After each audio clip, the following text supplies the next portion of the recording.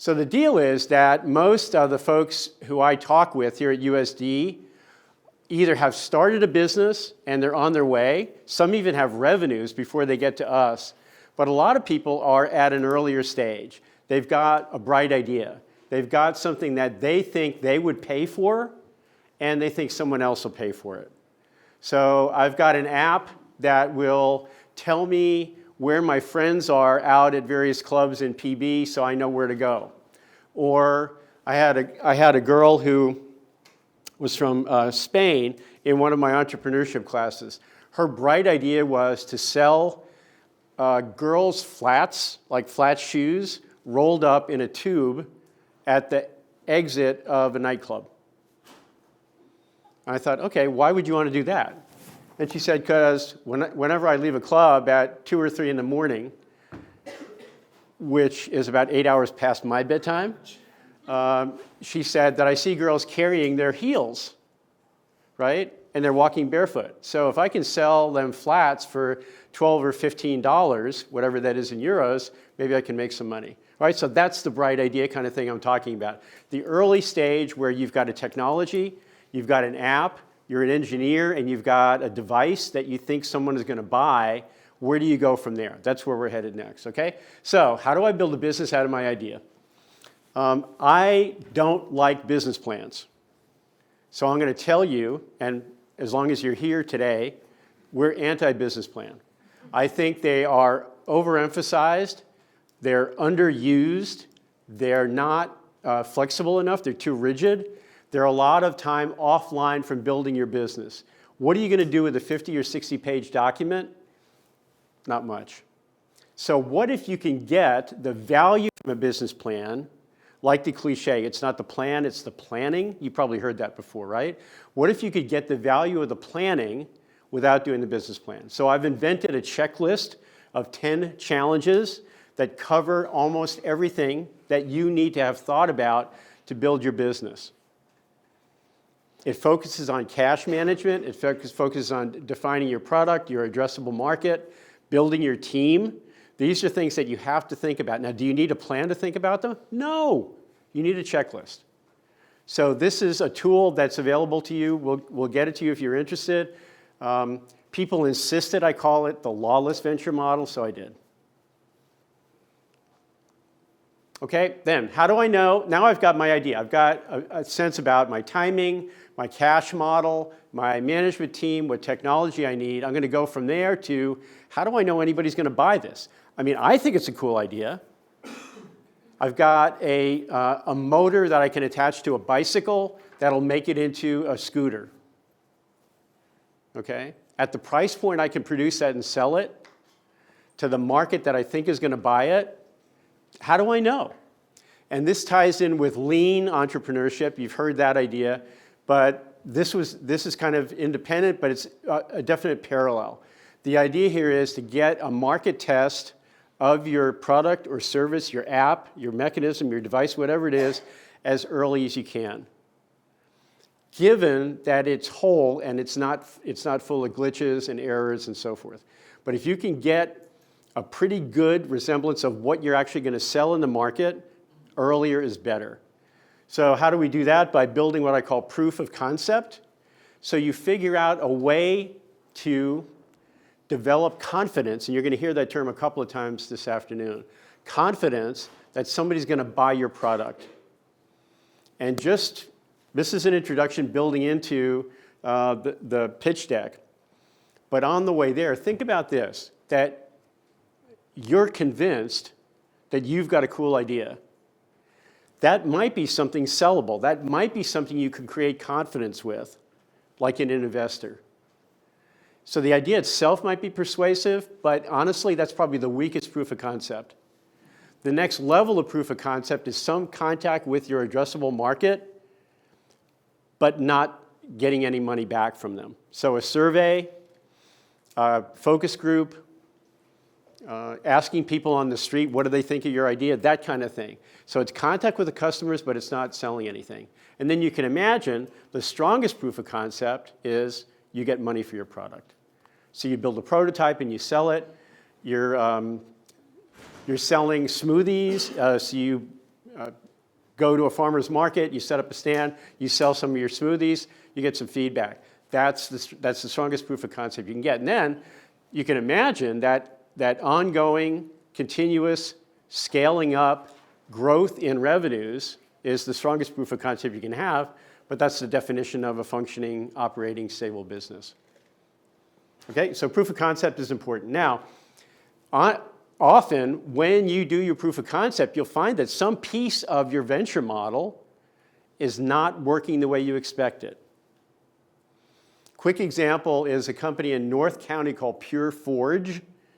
These guys are metallurgists. Stay with me for a second. They're metallurgists, and they figured out a coating to make steel super durable.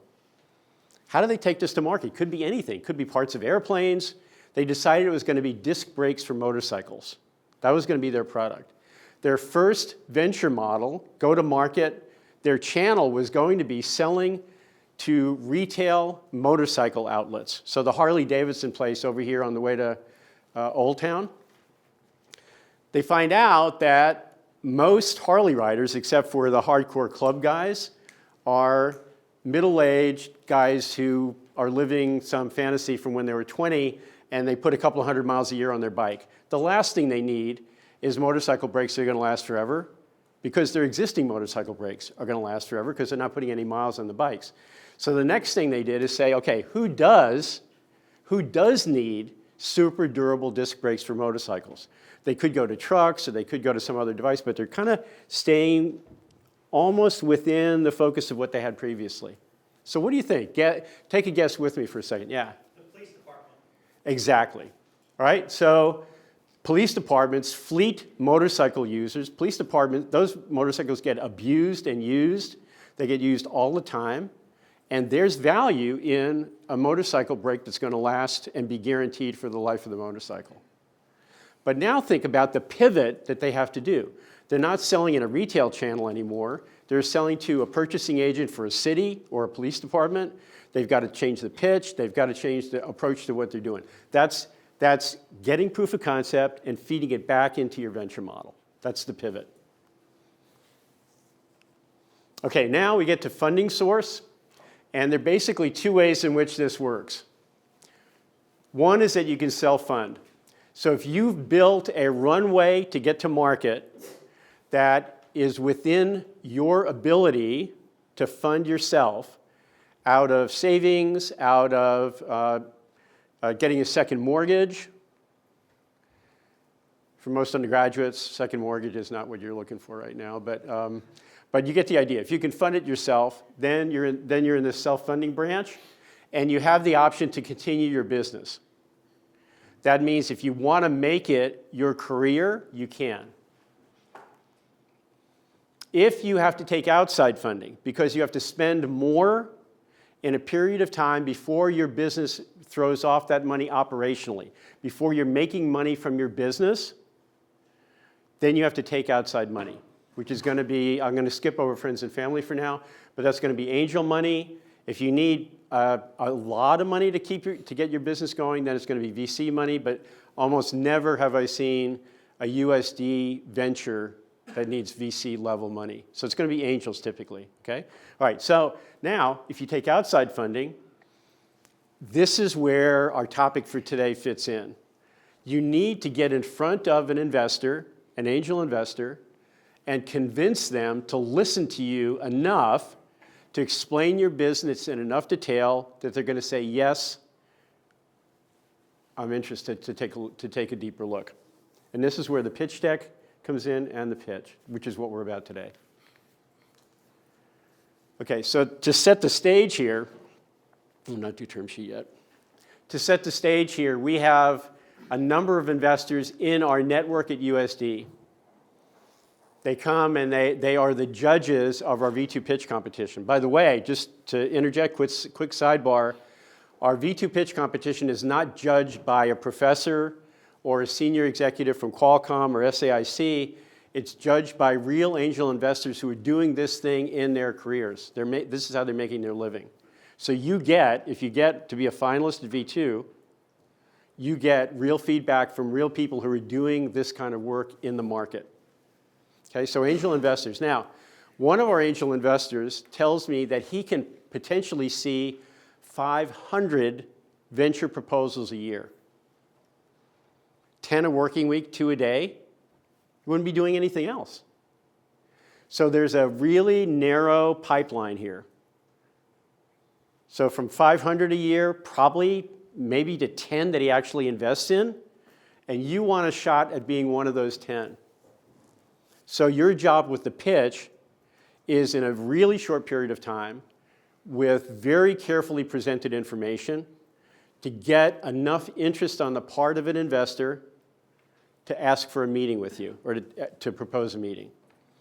That's your opportunity to get more in depth, to explain your model in more depth, to go into your proof of concept, to have Q&A.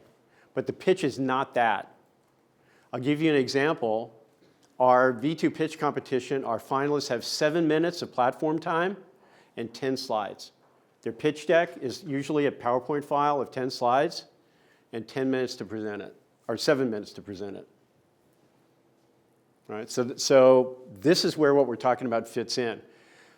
I would like you to come away with nothing else but the vision of creating confidence on the part of an investor and curiosity and interest. I could listen to 500 pitches a year, but I want to listen to yours because you've convinced me in the 7 minutes that I've given you to take a meeting with you. That's the pitch deck in the pitch. Okay, just quickly through the rest of it. If you're successful in a second meeting, the investor will offer you what's called a term sheet. This is a memorandum of understanding. It is the terms under which shares would be purchased in your company. This is not the contract to purchase the shares. It's not a share purchase agreement. It's kind of a good faith proposal of here's the conditions under which I'll invest. And I make the generalization because in my experience, has always held that if you take outside money, you have to exit. That's because these are folks, angel investors, who are getting in with you, partnering with you with their money at a super early stage. It's very risky. There's a lot of uncertainty. You may think it's the coolest idea ever and be totally convinced about how great it's going to be, but they don't know. They're kind of going on their experience, their instinct, their gut feel, their judgment, but they're expecting a big return. And this can be all over the map. Almost everything I say is a point estimate, a mean, with a lot of variance around it. But I'll give you a benchmark, 10x in 5 years. 10 times the original investment out in 5 years. That's a rule of thumb for thinking about what an angel investor is looking for. In certain market conditions, in certain verticals, could be 20x. But just to kind of give you an idea. So think about this. Can you, out of operations of your business, pay off an investor their investment plus 10 times their investment out of operations, your business throwing off enough money to pay them off and not killing yourself in 5 years? And the answer in my experience is no, which means that you head for an exit. An exit very, very rarely, although they get all the publicity as an IPO, you go into a public market. Much more often for the kinds of businesses of folks in our room, it's going to be a trade sale, an acquisition or a merger, maybe a private sale. Okay, but the multiple can still be great, can be well worth your while, but I'm getting you used to the notion, if I take outside money, I'm probably going to have to give up my business, maybe become the CEO after the investors, but more likely leave it and maybe move on to something else or buy a basketball team or an island or something.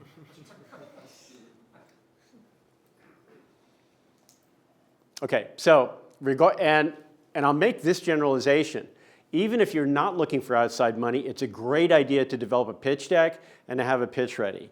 Why? Because traditionally investors are the ones you pitch to, but you need other people to kind of give up something to work with you.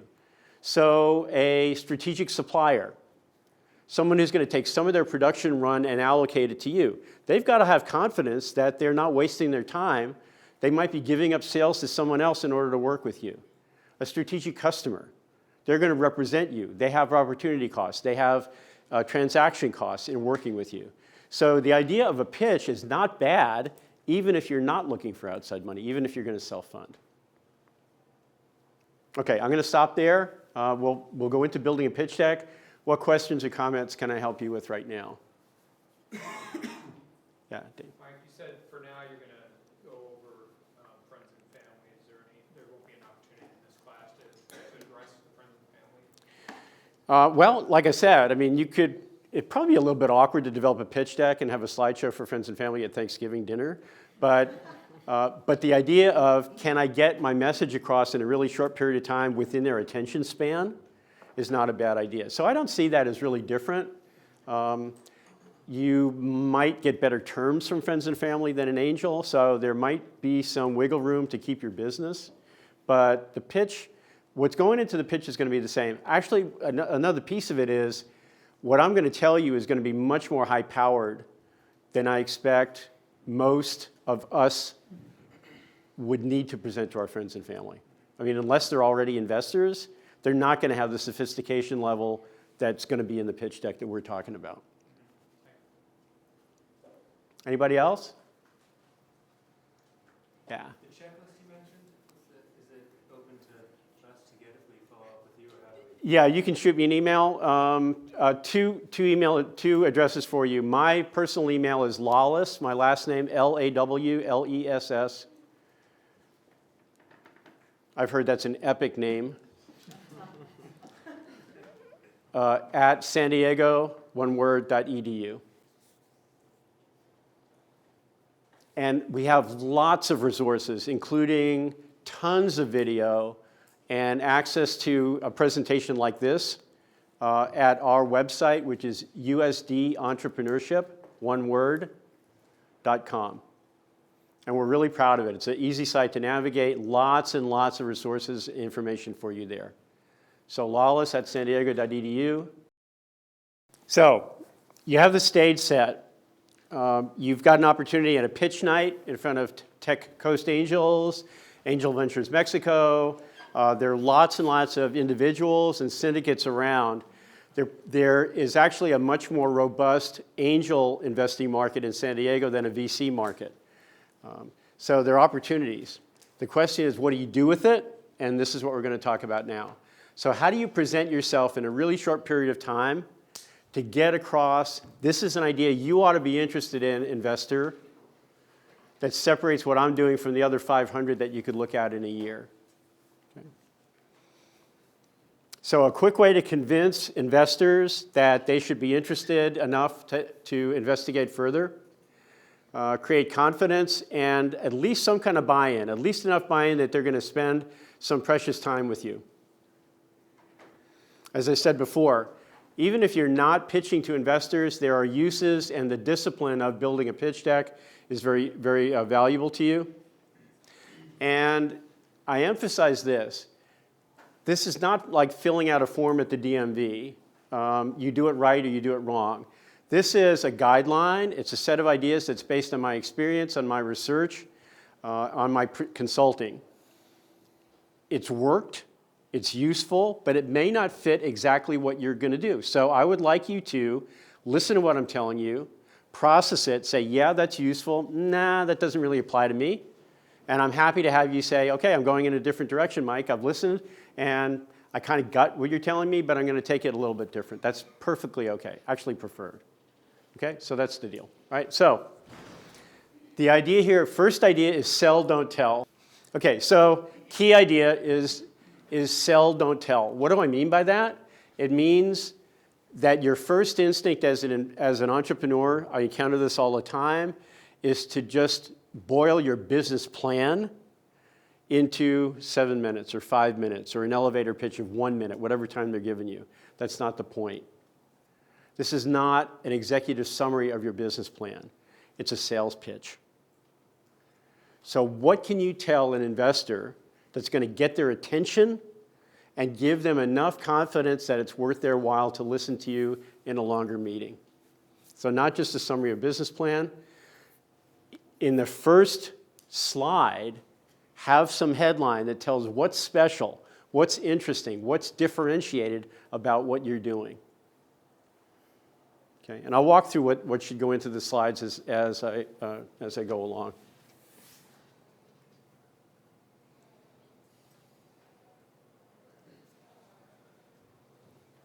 By the way, this is what I'm doing now, instead of clicking and being cool and walking over and scrolling, is a perfect example of being adaptable when you do a pitch. One of the first V2 pitch competitions, one of the finalists had an app that he was going to demonstrate on a phone in the auditorium in the IPJ. So what do you think? No reception on the phone. So he's dead in the water. He's like burning up his 7 minutes trying to get a connection. So you got to be ready to move on, right? Okay, so a pitch deck. Typically a PowerPoint file, sometimes it's Prezi. I usually stay away from Prezi because it gives you vertigo. People get carried away with the flipping and the circles and all that stuff. If you can be kind of measured about it and keep it under control, use Prezi, but PowerPoint. Okay, that's the pitch deck. It can be a read ahead or a leave behind, but it's what you're going to talk from, like I'm talking now. And then the pitch, which is the oral presentation that goes with it. So these are the two things that you're going to be developing when you build your pitch deck, build your pitch and pitch deck. As I said before, lots of variability. What does a pitch look like? It could be 60 seconds, literally in an elevator, with just you and the investor and no slides. I've seen them go longer than 7 minutes, but honestly, 10 slides in 7 minutes, people stop listening. You know? I mean, part of it's that 500 possibles, part of it's attention span. I have a quote from a guy at garage.com that says he's a typical pitch deck that he's seen from an entrepreneur who's got to tell their story and every piece of it and how cool it is, 37 slides. And he said most investors stop listening after 10. So I say 10 slides. Okay? So there it is. Cranial capacity is 10 slides. So you're not going to be able to use this now, but in this PowerPoint that you can get from usdentrpreneurship.com or from me, there are tons of places to go look at pitches, to get tutorials like this. I'm going to show you a pitch of one of our successful finalists a little bit later on. Okay, so this has been a pretty effective structure for me, and I don't have a bullet point for each slide. It's not that well structured. So this is pretty much how you want to present it. So a lead slide. I mean, some stuff that's so basic you think, I'm assuming you're really dumb to tell you, but people forget it. So the title of the company, your name or your management team name, and then some hook. So this is smoothies for Star Wars fans. Wow, okay, wow, really, that's kind of weird. But maybe that's something that'll sell. I don't know. So you get the idea. Some parallel, some statement, some headline. So I'm arguing to lead with that. The next piece is a product or service. Then you go through a typical set of issues that you're basically preempting questions. You're explaining your model, you're explaining your venture, what you've got done so far, who your management team is, and anticipating questions that an investor is going to ask you. So I use a product or service, and I'll walk you through these things. Addressable market, how are you going to convert? If that's an issue, if it's obvious, then don't do it. How are you going to develop your business, your operations, your management team? I have a slide called Ask and Uses, which is how much are you asking for? And in broad, like 3 to 5 bullet points, what are you going to do with the money? And I'll walk you through that, and then some kind of closing if you have not used up your 10 slides. Okay, I notice I'm doing a lot of nonstop talking, so let me just pause here. What questions or comments do you have?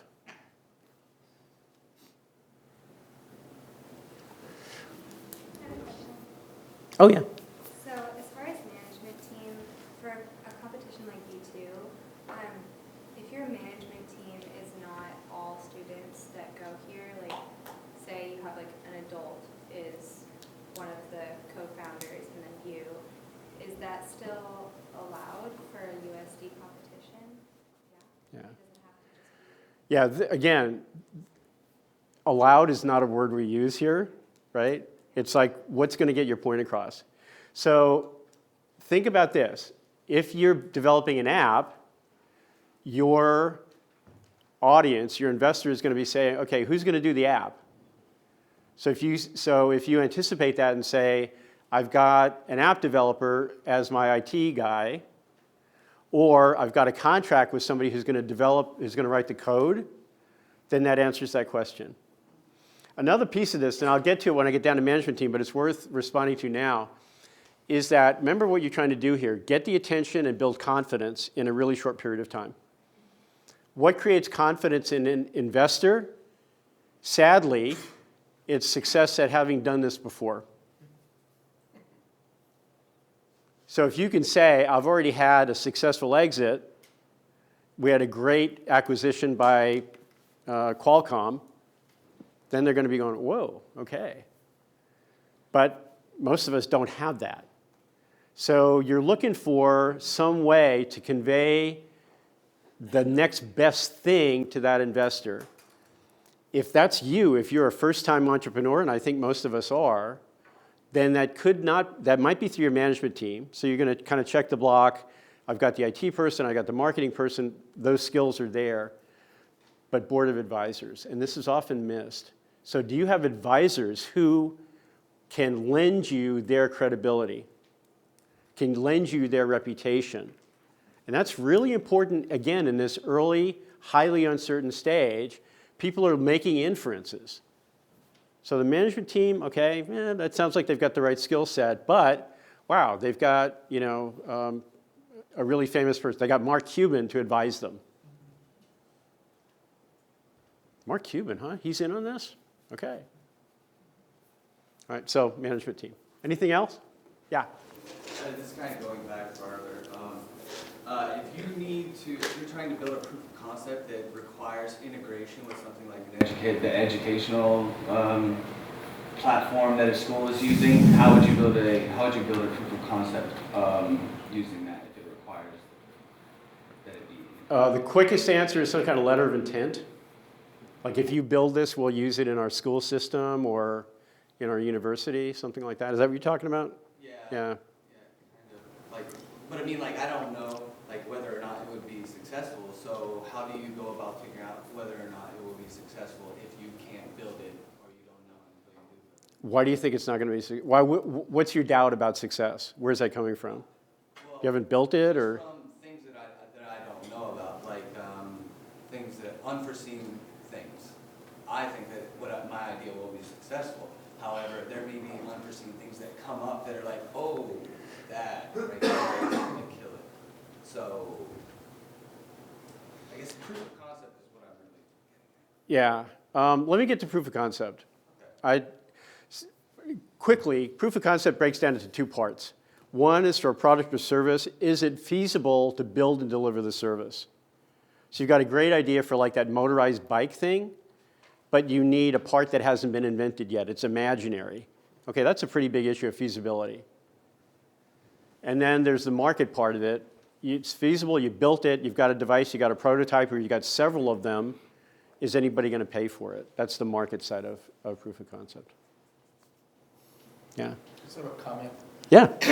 In the last few years, I've seen the increasing presence of use of 60 to 90 second videos in the very earliest part of these presentations. Yeah. And when they're done well and or animated, because if you use animation, they can say anything with it. It can be very compelling and get the attention on any number of these dimensions. Right. And take it from there with your explanation. They know it's coming. Yeah. That's a great idea. So a video to show your product in use, show someone responding to it and loving it. especially if you can't do that yourself. So it's like out at the farmer's market, you know, you're watching a transaction, something like that, that could be really useful. That's a great idea. On the other hand, you need to be really judicious about it. You said 60 seconds or so. You don't want to get people distracted and off of you as the presenter. So that's an issue that you have to keep in mind too. You really have to think about the dynamic of you and your audience when you're presenting. So you don't want them too distracted. Yeah. So in terms of that, it would be creating more of a visual elevator pitch that you can just put in the beginning of your presentation just to get the basic idea, and then through the rest of your pitch deck, explain a little bit more about it. You could structure it that way, yeah. I mean, like I said, this is an open canvas. This is for you. If you think that's the best way to express your business, then go for it. I'd be a little concerned about showing the video before you introduce yourself. I wouldn't do that.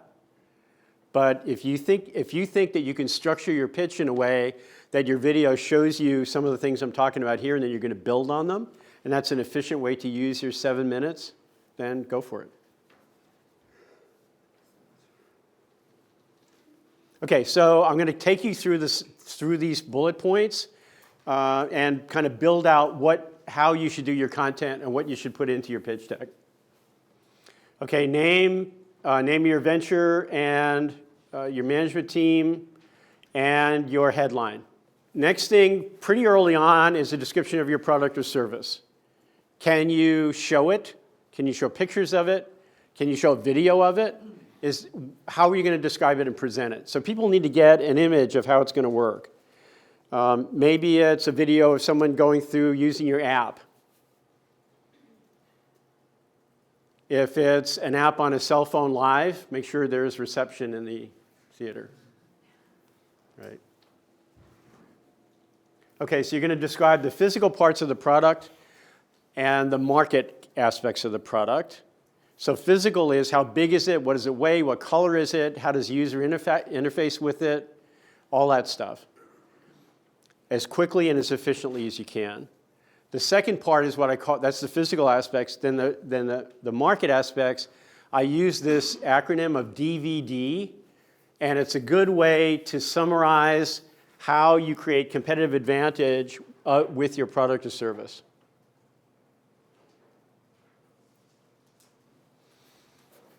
DVD is easier to remember, but I start with the V, so just hang with me. So you need to answer 2 basic questions about the market characteristics of your product. Value is one. Dirt, simple question. Why should somebody pay their money to have your app or your product? Why is that more valuable to them than having their money on their credit card or in their wallet? Why pay that price? So I love to give the example of why is it that a grande latte whip chip, no whip, skinny at Starbucks is worth more to you in your hand than the $5 you just paid for it. Something makes that worthwhile to you, right? That's value. So if you created value, willingness on the part of your customer to pay a price for your product, the next thing you have to do is demonstrate why they should buy it from you instead of somebody else. Maybe because what they're using now is not as good as yours. It's not as light, it's not as fast, it's not as cool looking. Maybe it's because you have some feature that's stronger than other people who are doing the same thing you are.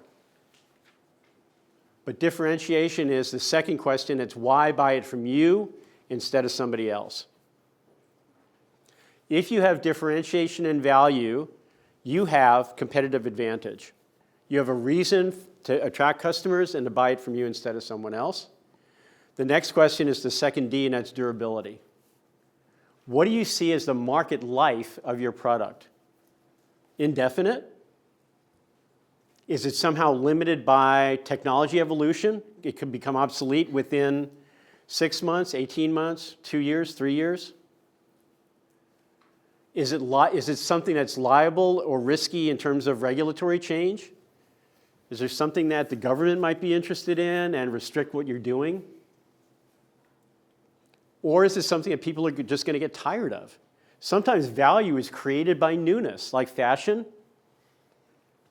So I'm seeing a lot, I don't see much around San Diego, but I see a lot of ladies wearing scarves. So 2 years ago, I didn't see any scarves. My guess is in 2 years, I won't see any scarves again. But for now, scarves are cool. I see a couple of cool ladies in the audience here. Okay? So scarves are cool, right? But there is a market life of the value that's created with that fashion item. Customer preference. So think about those threats to the durability of either your value or your differentiation or both. Technology obsolescence, customer preference changes, government regulation. All these things can affect how long your product is going to be valuable in the market and differentiated. So what do? You fold that back and say, for console games, the wisdom in console games is that 80% of the revenues realized in the first 3 months it's in the market, and by 9 to 12 months, it's basically done. Okay? So if you're pretty sure that's the market life, you have to ask yourself, can I get my investment back and a reasonable return within the window that I've got? If you estimate that your durability is indefinite, then it's not a worry. But you have to think about the market characteristics of the product. And you might want to tell your audience about it in your pitch deck as well. All right, everyone with me on physical characteristics of the product and market characteristics of the product? Any questions?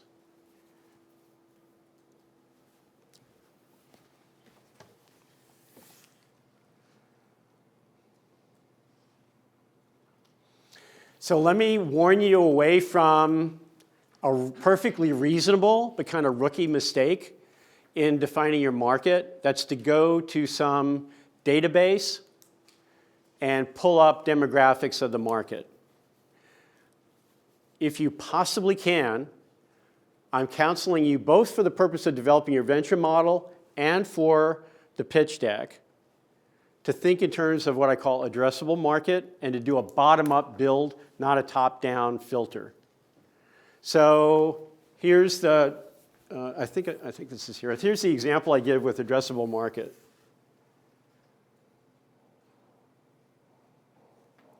I had a student in an MBA class whose venture was going to be to have a bricks and mortar premium ice cream store in North County.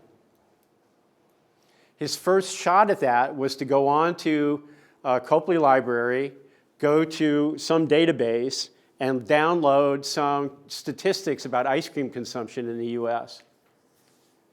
So, is it wrong that in 2010 the average American consumed 20 quarts of ice cream in a year? No. Is it useful for his bricks and mortar ice cream store in Solana Beach? No. So that's the top-down, big view. I would like you to think in terms of, can I possibly get my arms around the number of people who are going to pay the price that I'm asking, the number of units they're going to buy, the timeline they're going to buy it, and build it up. So if you can possibly do that, I really recommend it. So bottom-up definition of your market, which I term addressable market. Who's really going to buy it on what timeline?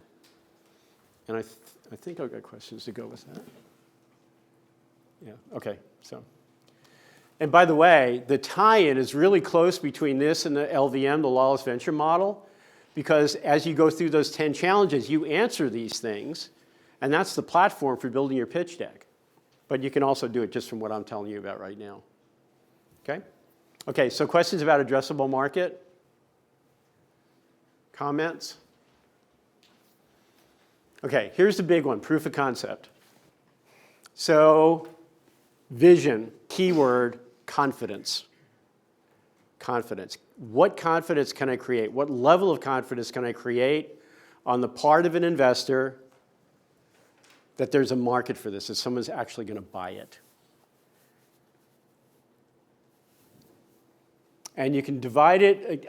This is kind of focused on the product and the addressable market. And I say that's a minimum of what you need to do. But any of the 10 challenges in the LVM are subject to proof of concept. Your management team is subject to proof of concept. Your cash model is subject to proof of concept. But for the time being, just think in terms of product and addressable market. So can it be built? Can you demonstrate and create confidence that it actually can be built the way you envisioned it and that people are going to buy it? And then, as I said before, 3 levels of confidence in relation to your market. People get convinced and get confident because of your cool idea. And I've seen big investments made based on a description of the service. Typically, it's a service like an IT play, an app, a social media type play, based on the description of the entrepreneur. So I'm not ruling that out. You could just say, here's my cool idea. Somebody who knows the space can say, yeah, there's a market for that. But it's actually not as strong as having some interaction with your market, with your customers, which is not as strong as having somebody pay for it, and you show, I've made this many transactions, I've got this many unit sales, I've got revenues for 6 months or 3 months or whatever it is. Okay, so sustained revenues are the best, but if you get to sustained revenues, you probably don't need an investor. You've already passed the point of having a stable business. So that's proof of concept, and it's pretty important to present in your pitch. Is there anything special about the way that you're charging? Is this subscription-based? Is it page views? Is it clicks? Is it number of units? If there's nothing special about this, then you might want to skip over it. If it's a unique business model, then you might want to address it. Again, think about, is it going to raise a question on the part of your investor? Operations. Are the obvious questions about how you're going to build your product or deliver your service, are they obvious and answered or not? Example, I had a team in a venture lecture like this that was going to do smoothies, and I asked them, okay, what's your supply channel like? Are you going to buy fruit? Are you going to buy puree? Are you going to buy juice? And they didn't know. You don't want to not know in front of an investor. So think about, how are things going to work? What's the mechanics of my supply chain and my channel to market? That's operations. Okay, management team, we talked about this before. You're answering the obvious questions. This is really going to be important in marketing. Is there a marketing person? Really important to have somebody developing code. Is there a web developer? Is there an app developer? And it doesn't need to be on the team, but you can say, we've got a consultant or a contractor who's doing this for us. And then again, the idea about advisors, often overlooked, but if you don't have credibility yourself, can you borrow it by having a name on your advisory team?